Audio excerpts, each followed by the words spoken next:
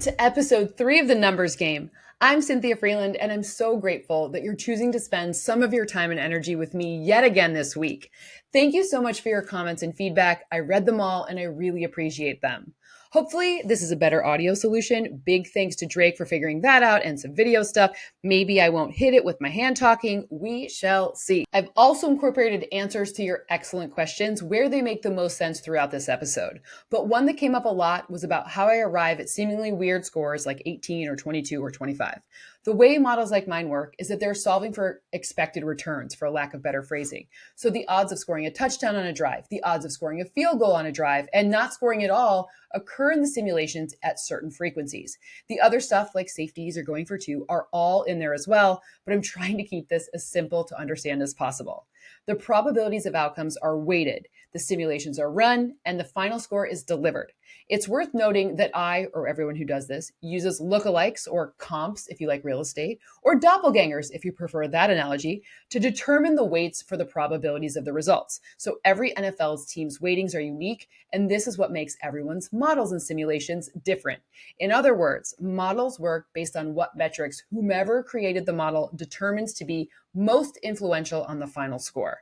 I use a combination of what I've learned by studying and asking actual NFL coaches and execs, and then I vet the logic with PhDs and people who can challenge the mathematical formulas. Then I update them weekly with the input of both sources. That is a whole lot, but let's get one exceedingly simple example. On a single drive, if you knew the probability of scoring a touchdown, so earning 6 points, was 30%, so 0.3, then the math would be 6 times 0.3 or 1.8 points. Hopefully, you can see how the probability of scoring a touchdown gets complicated by field goals and expected number of drives, making or mixing extra points, going for two, etc. So the 18s and 22s become easier to understand. With my or anyone's model, add the scores together, look at the point differential, and then you can infer things like biggest favorite, biggest point differential, highest scoring game, so maybe target more fantasy players in those games, etc. Or, by the way, if you're so inclined, you can look at my results compared to those in Vegas and see how my model projects scores to be different versus the gambling odds. I really hope that helped. Let me know if it did. One thing I do know is that revisiting what happened every week with coaches and PhDs helps me improve my process and my results. And this week, much revisiting was needed. My goal is to make each week's model better than the one before, just like I want each show to improve upon the one prior. Week 2 was bananas in the NFL. And while it proves that the real strength of the sport is parity, and that parity can blow up even the most seasoned models, it's still fun that we have it. My model went 6 of 16 straight up, 6 in a push against the spread, and 8 of 16 on totals. It's a bad week when totals are my best. That's not my strongest area. Compared to Vegas's odds, 8 underdogs outright won, and most of the lines I found showed another 2 winning against the spread, with 1 additional team pushing. Whatever the opposite of a chalky week is, that is what we have. Fun fact, I looked this up and the Action Network says that the term chalk originated from the days when horse tracks didn't have computerized screens or tickers. Odds were written on actual chalkboards. So bettors who took favorites more often, which, by the way, that's still the trend today and in that area. So those odds got updated more often. So the favorite horse, their name was covered in chalk dust. Chalky, who knew? So I would say last week was a unpopular pony week in the NFL. It's probably called a long shot week. There's probably like a real name for it, but unpopular pony is giving better branding. Okay, let's start with one of those new games I talked about. Let's go with 2 truths and a lie stats edition. Here are the potential stats, and at the end, I'll tell you which one is the lie. You ready? Okay, number 1, the Texans have never beaten the Vikings or Eagles in 11 total meetings as a franchise. Number 2, only the Hall of Famer Roger Staubach has a better record in September than Patrick Mahomes since 1950. And number 3, the Jets have not defeated New England in consecutive matchups since 2005. Which one's the lie? I'll tell you at the end. I don't know about you, but I'm ready to get back on track in week 3, starting on Thursday Night Football, where 2 teams who are both 1-1 meet up at MetLife Stadium when the Pats come to town. On New England's side of the ball, computer vision and PFF show that Ramondre Stevenson has forced 13 missed tackles on rushes, and the Jets defense have missed 17 such tackles. That's the second most in the NFL. And by the way, Ramondre is tied for the first most. I say this because in addition to Jermaine Johnson being out, he's a rusher. He had an Achilles. It's terrible. They have a slew of other injuries, including CJ Mosley and DJ Reed. I don't know their statuses right now. It's Wednesday when I'm recording this, but even if they play, it is reasonable to assume that they could not be operating at 100%. As for the Jets, let's check in on their new offensive line with Tyron Smith, John Simpson, and Morgan Moses.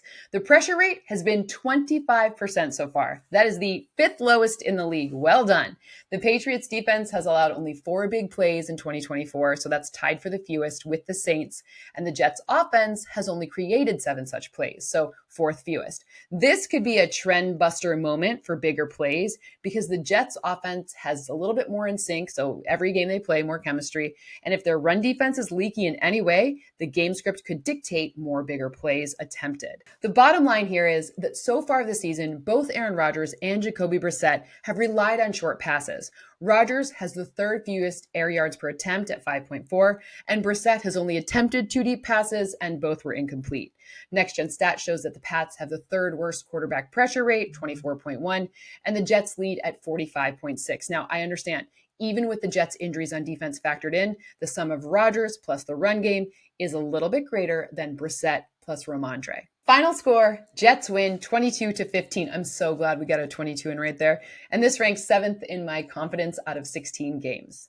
Don't worry, I didn't forget about the answer to the 2 truths and a lie. The lie option is about the Jets. I said 2005, and the truth is, the Jets haven't defeated the Patriots in consecutive outings since 2008. I only bring this up because it did happen on a Thursday night, and it was Brett Favre who was the last to do it, which feels very fun and parallel to Aaron Rodgers. Plus, Aaron Rodgers is 29-7 in his career and 11-1 since 2020 in home games in which his team is coming off a win and his opponent is coming off a loss, which feels like a great way to come full circle to end the show. One housekeeping note, as always, I put out my fantasy projections every Wednesday with my top 16 quarterbacks, 40 wide receivers, 25 running backs, and 15 tight ends. I think I have an awesome graphic coming this weekend, but if not, the dogs, who are also awesome, will again be the post to look for. And because you listen here, take note of the 2 extra secret tabs. One is all of my scores with confidence levels for this week, and the last is the results from the week prior, so you can see them, measure them, use them as you see fit. I will eventually figure out a way where we can put all of our picks up against each other, but one step at a time here. Thank you so much again. Keep your feedback, comments, everything coming. I love the conversation. Remember the super secret, sexy Excel sheets. Maybe not sexy, but remember them. And I really appreciate it. I'll see you next week. Good luck this week. Have fun watching the games.